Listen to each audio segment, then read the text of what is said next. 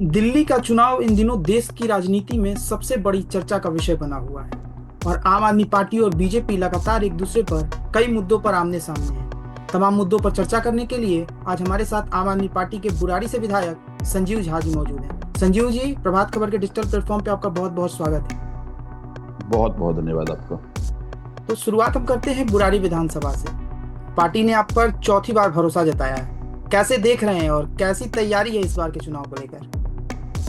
देखिए, सबसे पहले मैं अपने अध्यक्ष और दिल्ली की पूर्व मुख्यमंत्री अरविंद जी का धन्यवाद करता हूँ। उन्होंने फिर से चौथी बार भरोसा जताया और बुराड़ी विधानसभा मुझे लगता है कि लगातार 3 बार विधानसभा ने अपना रिकॉर्ड खुद बनाया है और हर बार अपने रिकॉर्ड को ही तोड़ा है। और फिर मुझे लगता है कि लोग अपने पिछले रिकॉर्ड को तोड़ने की तैयारी में हैं, तो बुराड़ी फिर से एक बार नया कीर्तिमान बनेगा, ऐसी मैं उम्मीद करता हूँ। चूंकि आप खुद बिहार से आते हैं, पूर्वांचल से आते हैं, और इन दिनों पूर्वांचल का मुद्दा दिल्ली की राजनीति में सबसे ज़्यादा चर्चा का विषय है। बीजेपी ने आम आदमी पार्टी पर आरोप लगाया है कि फर्जी, आपने अरविंद केजरीवाल की बातों को लेकर बीजेपी लगातार प्रहार कर रही है। फर्जी वोट का मुद्दा बहुत दिल्ली के चुनाव में सबसे ज़्यादा गर्म है। तो कैसे देख रहे हैं आप, क्योंकि आप पे पूर्वांचल विरोधी होने का ठप्पा लगाया जा रहा है? चलिए, देखिए, एक अच्छी बात यह है कि पूर्वांचल के सम्मान की बात हो रही। मुझे लगता है कि विगत कई दशकों से जो पूर्वांचल के लोग आ रहे थे उनका बड़ा अपमान होता था। एक तरह से तिरस्कार की नज़रों से देखा जाता था, बिहारी या एक आदि की तरह होता था। आम आदमी पार्टी की जब से स्थापना हुई, आम आदमी पार्टी पहली बार दिल्ली में ने 12 पूर्वांचल के लोगों को टिकट दिया, चुनाव लड़ाया, जिताया। तब से लगातार ज़्यादातर संख्या पूर्वांचल के लोगों का है। अब पूर्वांचल अपनी सम्मान से समझौता नहीं कर रहा और ये बात भारतीय जनता पार्टी को समझ में आती है, क्योंकि आपको याद होगा कि भारतीय जनता पार्टी के राष्ट्रीय अध्यक्ष जेपी नड्डा जी ने कहा कि रोहिंग्या के वोट काटे जा रहे हैं, और जब संजय सिंह जी ने राज्यसभा में सारे डेटा दिया कि वोट तो पूर्वांचली ही काटे जा रहे हैं, उन्होंने कहा चाहे रोहिंग्या हो, घुसपैठिया हो या पूर्वांचली हो, वोट काटे जाएंगे। तो हम तो कोई रोहिंग्या नहीं है, हम घुसपैठिया नहीं है। दिल्ली के विकास में मुझे लगता है पूर्वांचल का बहुत बड़ा योगदान है। उनके खून पसीने के बदौलत यहाँ पर डेवलपमेंट हुआ है, तालिकाएं खड़ी हुई हैं, ये फ्लाईओवर्स बने हैं। ये पहली बार नहीं है, पहले भी अब देखिए विजय गोयल के नेता रहे हैं, उन्होंने पूर्वांचल के बारे में बड़ी खराब टिप्पणी करी, तो लगातार टिप्पणी होता रहता था। अब देखिए, ये पूर्वांचल सम्मान की बात केवल कहने से तो नहीं होता। भारतीय जनता पार्टी केवल घड़ियाली आंसू रो रही है। अगर पूर्वांचल के सम्मान की ही बात है तो हिस्सेदारी आपको देनी चाहिए। तो आम आदमी पार्टी ने अरविंद केजरीवाल जी ने 12 सीट दी, अब अपनी हिस्सेदारी दो। पूर्वांचल की सम्मान रक्षा 3 तरीके से होगी, हिस्सेदारी से होगी, उनकी संस्कृति उनकी परंपरा के संरक्षण से होगा, और वो आगे कैसे बढ़ेंगे इस पे काम करने से होगा। तीनों बात आम आदमी पार्टी कर रही है। आज जितने भी अनऑथराइज्ड कॉलोनी में, कच्ची कॉलोनी पूर्वांचल के लोग रहते हैं, वहाँ सब जगह विकास के काम हुए हैं। गलियां बनी है, नालियां बनी है, सड़क बने हैं, सीवर बने हैं, गैस लाइन बिछे हैं। आज देखिए, मैथिली भोजपुरी अकादमी के जरिए सभी तरह के परंपरा का, संस्कृति के संरक्षण को आगे बढ़ाने का काम हो रहा है। और लोकतंत्र में, चुनाव में आम आदमी पार्टी की सरकार में हिस्सेदारी ज्यादा पूर्वांचल के लोगों का है, वो तो आम आदमी पार्टी ने दिया है। तो भारतीय जनता पार्टी से घबरा चुकी है और इसलिए मुझे लगता है कि केवल घड़ियाली आंसू रो रही है। लेकिन पूर्वांचल के लोग दिल्ली में जानते हैं कि वास्तव में उनके साथ कौन खड़ा है। इनके ये झूठ की राजनीति तिक्रम से कुछ होने वाला नहीं। जी संजीव जी, लेकिन एक बात और है कि बांग्लादेशी फर्जी आधार कार्ड का मामला इन दिनों आया था खबरों में, तो उसमें आपके विधायक का नाम भी है और पूछताछ के लिए पुलिस ने नोटिस भी दी है। तो इस तरह के मामलों में तो सवाल तो उठेंगे। मुझे ये लगता है कि ये भारतीय जनता पार्टी खुद ही घिरती हुई नजर आ रही है। एक बात बताइए, रोहिंग्या अगर दिल्ली में आया तो दिल्ली में कैसे आ गया? दिल्ली कोई बॉर्डर स्टेट तो नहीं है ना, बॉर्डर स्टेट तो बंगाल है, उधर आसाम है। तो आसाम से 3-4 स्टेट पार करके दिल्ली आ गया, और बंगाल से कई स्टेट पार करके बिहार और उत्तर प्रदेश, तमाम स्टेट पार करके दिल्ली आ गया। और आपकी इंटेलिजेंस, आपकी जो सुरक्षा के जो लोग जिम्मेदार हैं, देश सुरक्षित रखने का, उन्होंने कुछ नहीं किया। इसका मतलब तो ये है कि देश सुरक्षित हाथ में नहीं है। और अगर मान लीजिए आज दिल्ली में रोहिंग्या के चुनाव के 10 साल से हैं, ये क्यों नहीं आइडेंटिफाई किया रोहिंग्या को? दिल्ली पुलिस भी इन्हीं के पास है। तो अचानक चुनाव में आकर के रोहिंग्या के विषय को उठाना, और रोहिंग्या को तो इनके मंत्री हरदीप पुरी है ना, केंद्रीय मंत्री, उन्होंने कहा था कि भाई हम रोहिंग्या जो हैं उनको हम घर दे रहे हैं, घर में बसा रहे हैं।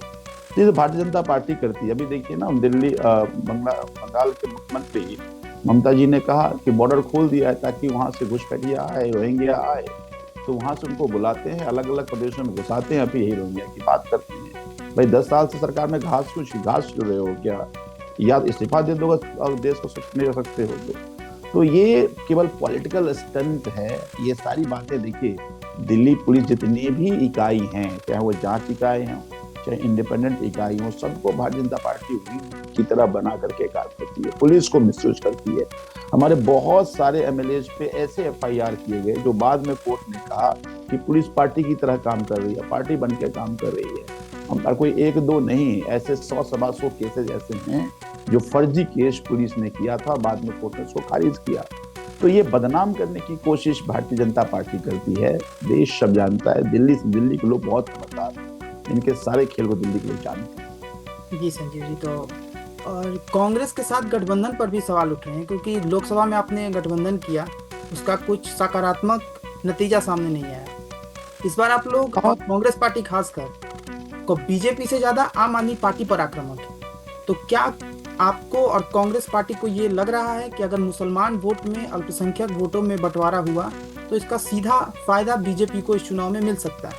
और क्यों गठबंधन नहीं हो पाया, इस पर भी आप बात रखिएगा। देखिए, मुझे लगता है कि लोकसभा का जो चुनाव था वो बड़े मकसद और बड़े उद्देश्य के लिए था, क्योंकि भारतीय जनता पार्टी लगातार इस देश के जनतांत्रिक इकाई को कमजोर या खत्म करने की साजिश कर रही है, संविधान को खत्म करने की साजिश कर रही है। ऐसे में सभी पार्टियों की जिम्मेदारी थी, जो इस देश के जनतांत्रिक व्यवस्था को पसंद करते हैं, प्यार करते हैं, जो इस देश के संविधान को प्यार करते हैं, वो जनतंत्र को बचाने की, संविधान को बचाने की लड़ाई लड़े। और ये कोई पहली बार प्रयोग तो नहीं हुआ, याद कीजिए इमरजेंसी के दौर में भी ये प्रयोग हुआ था और होना चाहिए, और इसलिए हमने इस लड़ाई को लड़ा।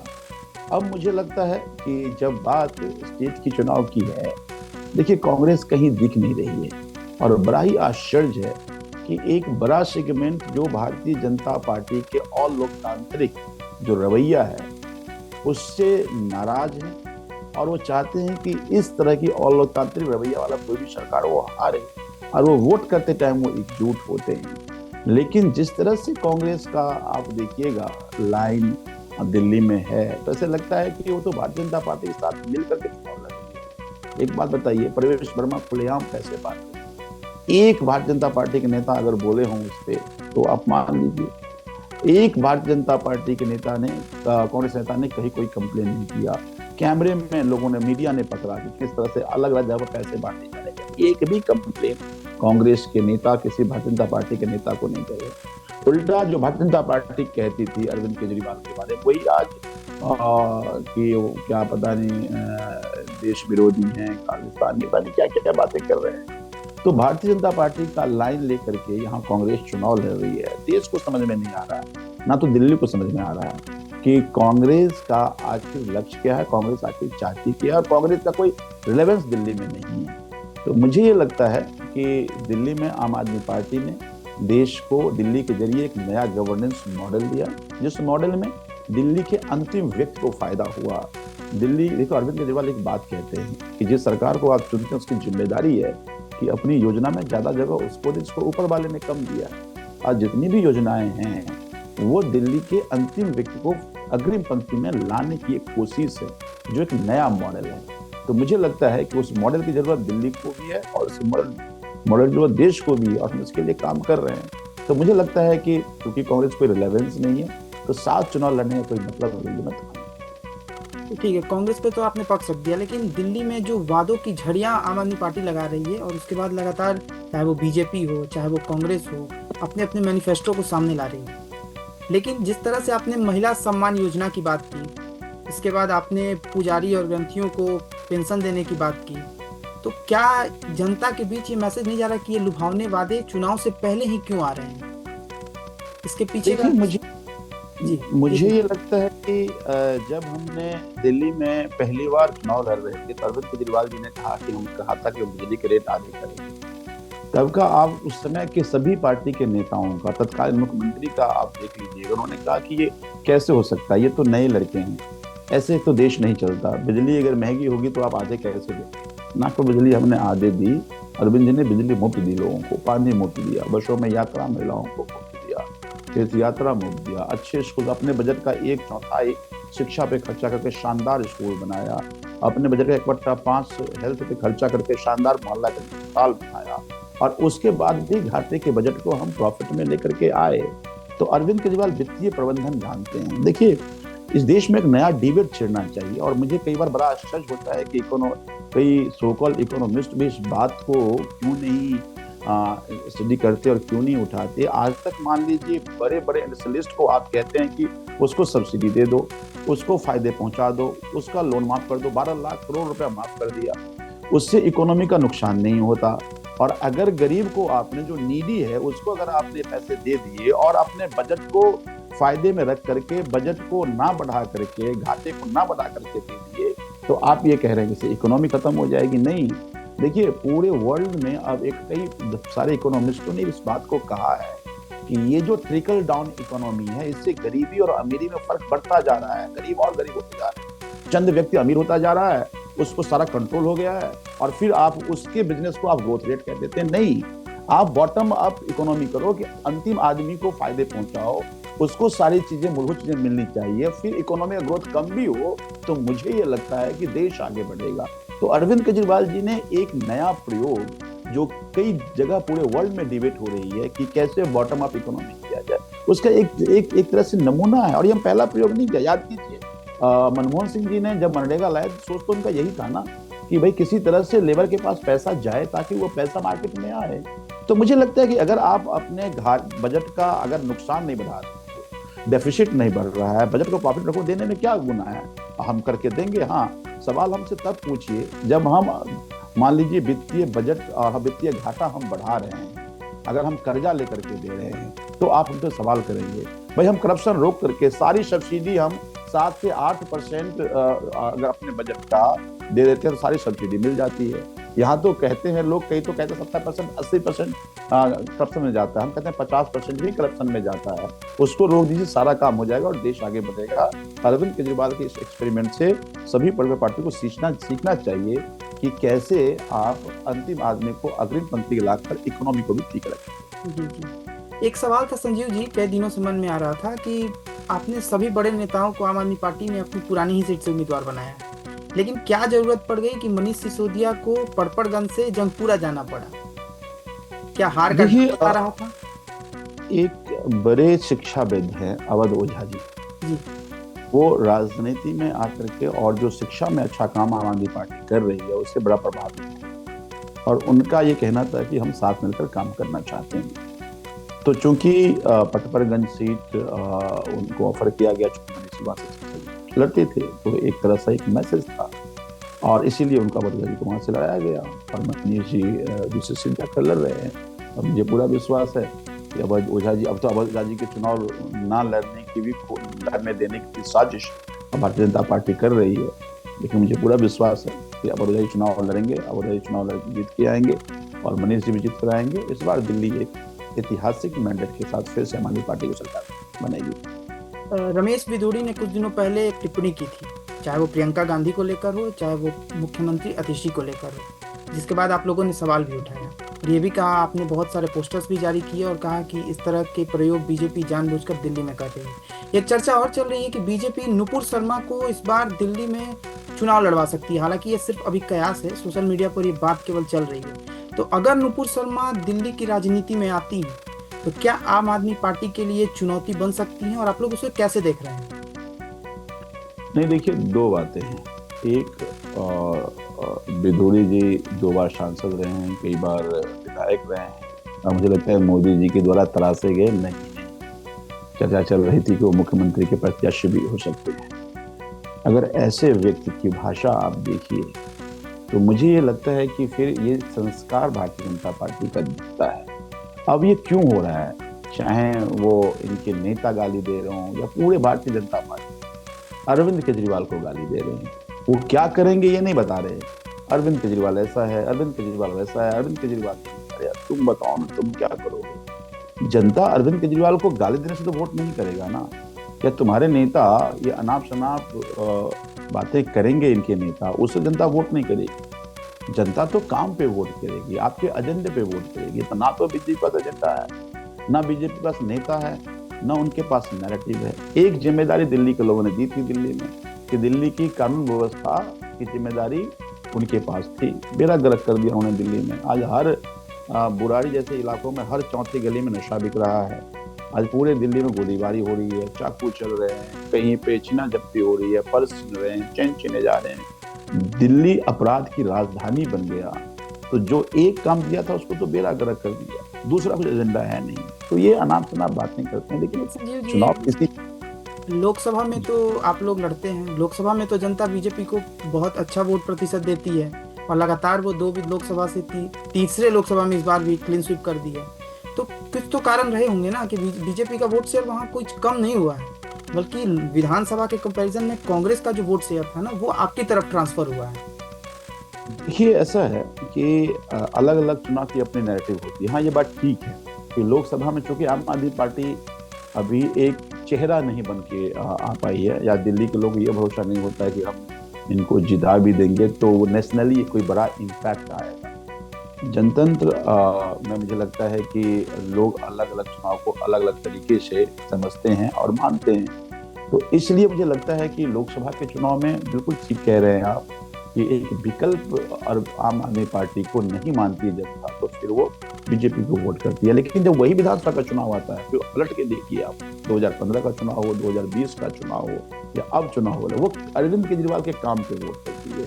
अरविंद केजरीवाल की जो योजनाओं से लोगों को लाभ मिल रहा है उस लाभ को वोट करती है। और मुझे लगता है कि इसी तरह से ये एक मैच्योर डेमोक्रेसी की पहचान भी है कि लोग अब जाति पे, धर्म पे ना वोट करके अपने फायदे पर वोट कर रही है। जो सरकार समाधान दे रही है उस समाधान के नाम पर वोट कर रही है। और इसलिए मैं कह रहा हूँ कि 2025 में फिर से आप देखिएगा ऐतिहासिक मेहनत मिलने वाला है। जी संजीव जी, अंतिम सवाल की ओर चलते हैं हम। आपकी पार्टी के कई नेताओं पर पिछले कुछ सालों में भ्रष्टाचार का आरोप लगा है और उन्हें जेल तक जाना पड़ा है, और पिछले कुछ सालों से आप लोग दिल्ली की सरकार में भी हैं। तो क्या जमीन पे एंटी इनकम्बेंसी है, और क्या जनता के बीच ये मैसेज गया है कि भ्रष्टाचार के आरोप में जो लोग भ्रष्टाचार के खिलाफ दिल्ली की सत्ता में आए थे, आज उन्हीं पार्टी के नेताओं पर भ्रष्टाचार का संगीन आरोप लगा है? तो क्या इसका असर जमीन पे दिख रहा है कुछ? मुझे नहीं लगता। उसके कारण है, देखिए अरविंद केजरीवाल की पूरी, आप अगर उनके जीवन का संघर्ष देखेंगे या करियर देखेंगे तो भ्रष्टाचार के खिलाफ लड़ाई की रही है। अरविंद केजरीवाल ईमानदार नेता है, ये विरोधी भी मानते हैं। भारतीय जनता पार्टी एक कोशिश की कि किसी तरह से उनके जो उस इमेज को टारगेट किया जाए, उनको बदनाम किया जाए, सारी एजेंसी लगा दिया, अनाप शनाप तरह के आरोप लगाए गए, खूब जांच पड़ताल, इनके अपने बेस्ट ऑफिसर्स जो थे, 1000 बेस्ट ऑफिसर्स को लगाया। 2 साल में हजारों जगह सभी मंत्रियों को मुख्यमंत्री लगा के छापा पड़ा, लेकिन कहीं एक अठन्नी नहीं बरामद हुआ। तो इसका मतलब ये है कि इनकी एजेंसी ने ही साबित किया कि अरविंद केजरीवाल ईमानदार आदमी। और ये दिल्ली के लोग कहते हैं अरे कुछ तो मिलता, अगर कुछ किया होता तो। इसका मतलब तो कुछ नहीं किया है, ये बदनाम कर रहे हैं, ये परेशान कर रहे हैं। देखिए एक सरकार राज मूवी आपने देखा होगा, सरकार राज मूवी में कहता है कि अगर सरकार को खत्म करना है तो सरकार की सोच को खत्म करो, सरकार की सोच को खत्म नहीं करो सरकार खत्म नहीं हो सकता। तो उसी तरह से इनकी कोशिश ये थी कि अरविंद केजरीवाल की खत्म करना है तो अरविंद केजरीवाल की सोच को खत्म कर दो, लेकिन वो कर नहीं पाए। और दिल्ली की जनता इस बात को मानती है कि ये केवल केंद्र सरकार, भारतीय जनता पार्टी अरविंद केजरीवाल को परेशान कर रहे हैं, उनको काम नहीं करने देने की कोशिश कर रहे हैं, लेकिन उसके बावजूद दिल्ली में खूब काम हुए हैं। तो मुझे दिल्ली में कहीं कोई एंटी इनकम्बेंसी नहीं दिखती। दिल्ली में जो 10 साल में काम, उस काम को वोट कर रहे हैं। और अरविंद केजरीवाल जो कहते हैं दिल्ली के लोग उस पर भरोसा करते हैं। अब अरविंद जी ने कहा है कि 2100 रुपये हर महिला को हर महीने देंगे, 60 साल के ऊपर के बुजुर्गों को इलाज कराएंगे, पुजारी गारंटी की बातें और बहुत सारी घोषणाएं जो अरविंद केजरीवाल जी ने किया है, लोग उस गारंटी को वोट करने वाले हैं। मैं फिर से कह रहा हूँ कि आप देखिएगा कि भारी मैंडेट के साथ दिल्ली में फिर से अरविंद केजरीवाल की आम आदमी पार्टी की सरकार बनी। बहुत बहुत धन्यवाद संजीव जी। अब देखना होगा कि 5 तारीख को जब दिल्ली की जनता बूथ पर जाकर वोटिंग करती है और 8 तारीख को जो नतीजा आता है वो किस पार्टी के पक्ष में आता है, और दिल्ली में क्या आपकी पार्टी वापसी कर फिर से सरकार बना पाती है या फिर भारतीय जनता पार्टी वापसी कर पाती है। बहुत बहुत धन्यवाद बहुत संजीव जी, बहुत प्रभात खबर डिजिटल प्लेटफॉर्म से के लिए समय निकालने के लिए। Thank you. बराबर क्या है प्रभातखबर.com, विश्वास वही, रफ्तार नहीं।